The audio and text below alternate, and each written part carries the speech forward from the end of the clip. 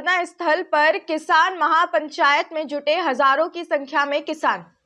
एटा में किसानों की बुलंद आवाज से थर्राया एटा प्रशासन। किसान यूनियन के राष्ट्रीय अध्यक्ष पवन ठाकुर ने किसान आयोग के लिए भरी हुंकार। एटा धरना स्थल पर किसान महापंचायत में जुटे हजारों की संख्या में किसान। एटा में किसानों की बुलंद आवाज से थर्राया एटा प्रशासन। किसान यूनियन के राष्ट्रीय अध्यक्ष पवन ठाकुर ने किसान आयोग के लिए भरी हुंकार। केंद्र सरकार पर एटा में बरसे पवन ठाकुर, पुलिस प्रशासन पर सुनवाई नहीं करने के लगाया आरोप। एटा एडीएम व एसडीएम सदन भवन विमल के आश्वासन पर देर शाम धरना प्रदर्शन समाप्त। एटा में शुक्रवार दोपहर 2 बजे भारतीय किसान यूनियन किसान के राष्ट्रीय अध्यक्ष पवन ठाकुर के नेतृत्व में कलेक्ट्रेट धरना स्थल पर हजारों की संख्या में महापंचायत में जुटे किसानों ने अपने हक के लिए आवाज बुलंद की।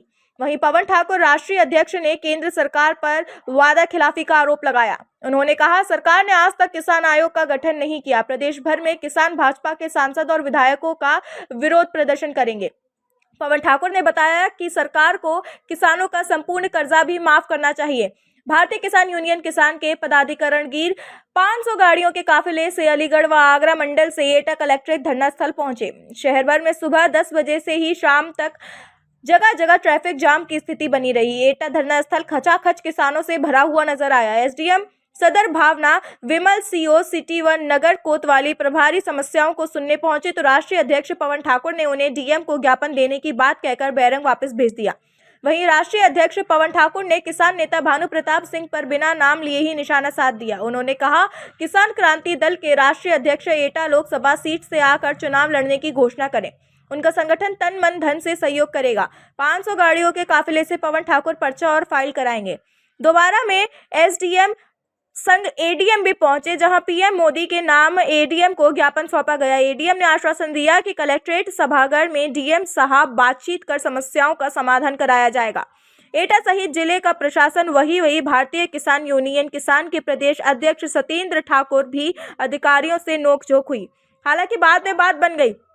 एडीएम के आश्वासन पर धरना प्रदर्शन समाप्त हो गया। इस दौरान किसान यूनियन किसान के राष्ट्रीय प्रमुख महासचिव शिव प्रताप सिंह, प्रदेश अध्यक्ष सत्येंद्र ठाकुर, प्रतेंद्र सिंह सिसोदिया, हर्ष गुप्ता, दीपक चौहान दीपू, प्रदेश प्रभारी विक्की ठाकुर, एटा जिला अध्यक्ष प्रबल ठाकुर, आगरा अलीगढ़ मंडल के जिला अध्यक्ष सहित हजारों की संख्या में किसान मौजूद थे। एटा किसान संदेश महापंचायत है। इसका मुख्य उद्देश्य है कि केंद्र सरकार ने जो वादा खिलाफी की है उसके विरोध में तो ये आज महापंचायत है, जिसमें हमारी मांग है कि किसान आयोग का गठन किया जाए, किसानों के सभी प्रकार के कर्जे माफ़ किए जाएं, स्वामी रंगनाथन आयोग की सिफारिशें लागू की जाएं। जब बाहर के राज्यों में चुनावी वायदे किए जाते हैं कि 500 रुपये में सिलेंडर देंगे, तो उत्तर प्रदेश के किसानों को भी 500 रुपये में सिलेंडर दिया जाए। छुट्टा जानवरों से किसानों को निजात दिलाई जाए। आदि तरीके की जो समस्याएं हैं जिनसे किसान लगातार शोषित और पीड़ित होता आ रहा है। और डीएपी यूरिया था उसका वजन कम करते जा रहे हैं। पहले 50 किलो का आता था, फिर 45 का किया, 45 के बाद 40 करने की हो रहे हैं। तो इन सभी चीज़ों को लेकर के आज ये केंद्र सरकार के लिए हम जिलाधिकारी महोदय को एक ज्ञापन दे रहे हैं, जिससे हम मांग करेंगे जो अभी वर्तमान में भारतीय जनता पार्टी की सरकार है कि किसानों की बातें सुन ले, अन्यथा की स्थिति में किसान पूरे उत्तर प्रदेश में कहीं टेंट भी नहीं लगने देगा इनके भाषणों पे। क्या आगे अगर इन मांगों को नहीं माना गया तो आगे क्या रणनीति रहेगी? इन मांगों को नहीं माना गया, आज यहाँ पर केवल पदाधिकारी और कार्यकर्ता बैठा है संगठन का। सभी संगठनों से बात करके गाँव प्रचार किया जाएगा। केवल ये किसानों को गुमराह कर रहे हैं, किसानों का शोषण कर रहे हैं। कल बजट हुआ, उसमें किसानों के लिए कुछ भी नहीं था।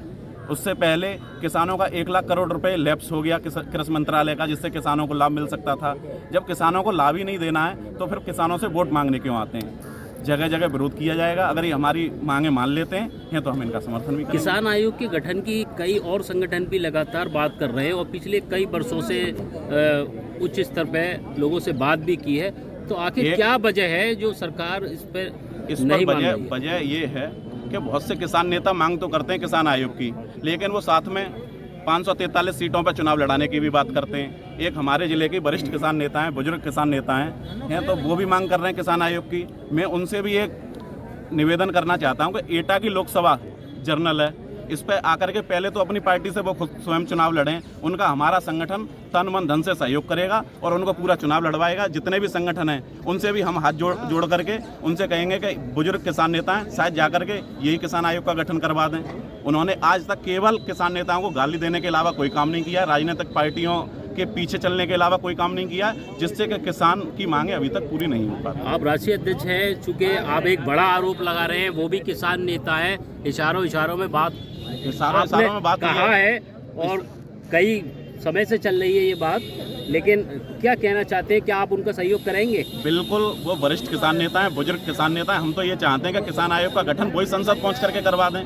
अभी हमारी तो उम्र बहुत कम है, हम ये चाहते हैं वो एटा लोकसभा से आकर के चुनाव लड़ें और हमारा संगठन तन मन धन से प्रचार भी करवाएगा और पूरा चुनाव भी लड़वाएगा। तो ये माना जाए अध्यक्ष जी करें कि हम एटा से चुनाव लड़ेंगे, पूरा संगठन उनको चुनाव लड़वाएगा। किसान क्रांति दल का आप जो है समर्थन करते हैं फिर? बिल्कुल करेंगे, पर पहले उस दल के राष्ट्रीय अध्यक्ष एटा लोकसभा से चुनाव की घोषणा करें और कल ही उनका रोड शो 500 गाड़ी लेकर के पवन ठाकुर करवाएगा। धन्यवाद।